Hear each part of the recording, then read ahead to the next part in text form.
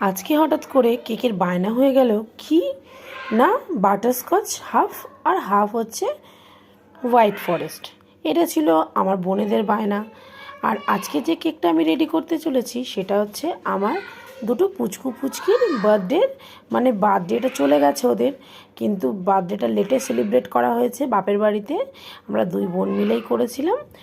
তো তার জন্যই ওদের জন্মদিনের এই বড় কেকটা আমি বানিয়ে ফেলেছি। একদম দেখো তো কেমন লাগছে কেকটা। দেখতেই পাচ্ছ কি লেখা আছে, belated birthday party bro and cyst, মানে ভাই আর বোনের দুজনের জন্মদিন আমরা পালন করেছি।